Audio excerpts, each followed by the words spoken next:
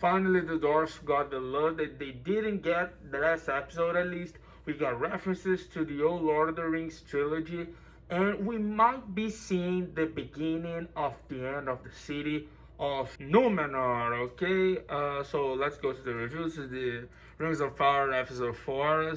So with no further ado, let's go with the review. Don't forget to subscribe and leave a like, okay? So, okay, let's go to the thing that I just said in the beginning was the downfall of Numenor. So, what's going on? Okay, the queen from Numenor, she was getting a lot of visions because she had, like a ball, that when we didn't touch it, you see the future, that like the sphere sees the future or predicts the future, something like this. And the queen saw that it was predicting the end of Numenor, which was like the tears, but it's not the tears, are the petals of the tree that has Numenor, which is like a white tree, and these petals are falling down. This means that Numenor is going to fall.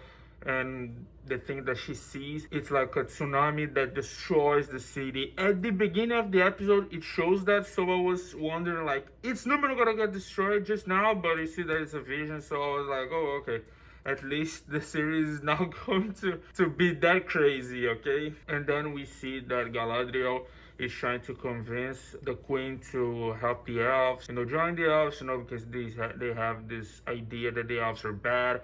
And finally, she doesn't hate Galadriel anymore, but she says, like, oh, it's complicated, things are complicated. We will help you as we can. We'll do whatever we can, so we're gonna escort you back to your town. But before that, Galadriel needs to create problems. She's getting this from Halbrand, She's getting out of her head to, cause troubles that don't need to be caused. You know what I mean? And she got arrested, and then she got the guards to go to the jail again, which was it's at least a scene that shows again that Galadriel is way more powerful than any other god in Ocean. And then we see that Numenor is building an army, and Isildur, which gets banned from the navy, goes there to try to redeem himself to join this army. I think it's from now that we're gonna see later that Isildur is gonna become a greater warrior, and then we're gonna see the thing that we saw in Lord of the Rings, which was chopping Sauron's finger. I think it's building up to that in a few years, 40, 30, I think 30 years, we're gonna see this fight. Now we see that Adar kidnaps Arondir, and then tells him, when you see him, you see Adar sounds like Sauron, he feels like Sauron, wears his clothes like Sauron. He's just like Sauron, he's kind of an elf, but we get a little bamboozled by that because at least I think it's Sauron, but it isn't, I think it's just another person who works with Sauron, and he's seen as a father to the other orcs, like, oh, father, because Sauron and Morgoth kind of together created the orc, that's why I think and then Adar tells him that, I'm not gonna kill them if they just give their land to us, or we're gonna invade the tower that they are being held now. Things are gonna get pretty ugly. So I recommend that you respect my orders and then just give away everything. But we got another Sauron's reference, which is the Theo, which is the kid from the woman that Arondir is in love with. He has the sword, which we'd further see him using it against an orc, and the orc sees it as like, you have the sword, give it to me, blah, blah, blah. I think, as we can see, it's like on the sword. It doesn't remain clear if it is one sword like this, or there's a lot of swords that the orcs, when Morgoth gave to the humans so the humans could help them in the war, which is like they didn't explain how the weapon works, but we got to see it's like he's at least using the right way, which is you point yourself with the like a pointy thing on your arm, and then the blood comes out, and the sword which is smaller, he gets with the bigger blade, and you can use it to kill your enemies. But I think it comes with a price, because the old guy will used to use that, which was, and he didn't die in the invasion. He was there, and he told the boy, like, this is a sword that Morgoth gave. He gave all this explanation, and they watch out because things are gonna get ugly, you know what I mean? Because the orcs are coming out. So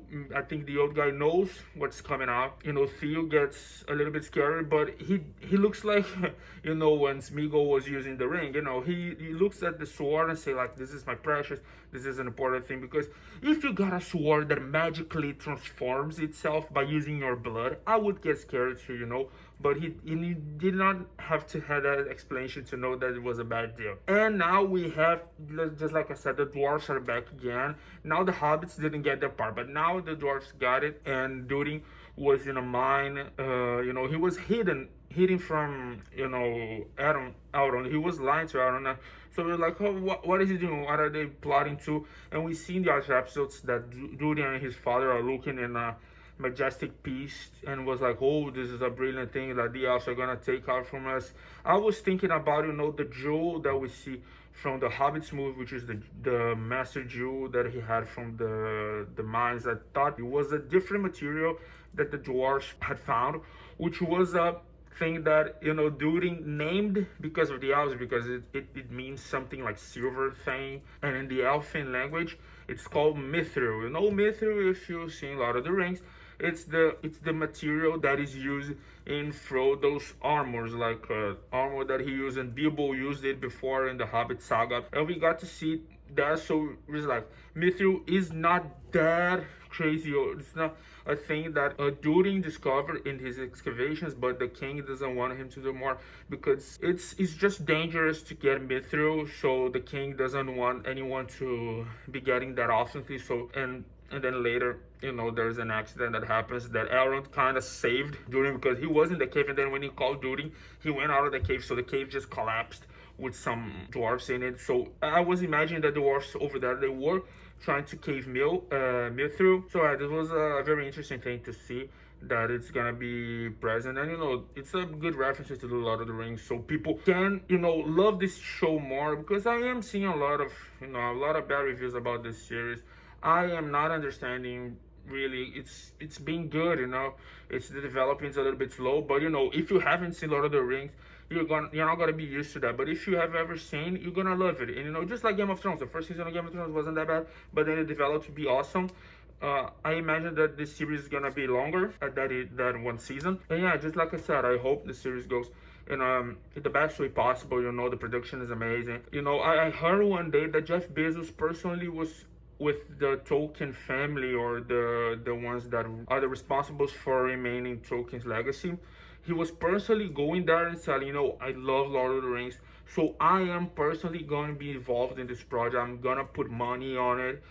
I don't care about, at least short term, about the results, because I'm putting crazy money on it because I love it.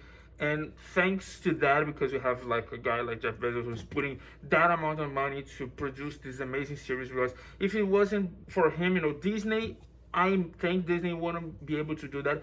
Maybe HBO would be going to do that. Warner maybe will be doing that. But at least he's doing that in his genius, because now Amazon is gonna have another crazy series, just like The Boys, and you're gonna have a second great series on the platform. And I think this is it. I hope you guys enjoyed the video. Leave a like, subscribe, and I see you on the next review. Goodbye and peace.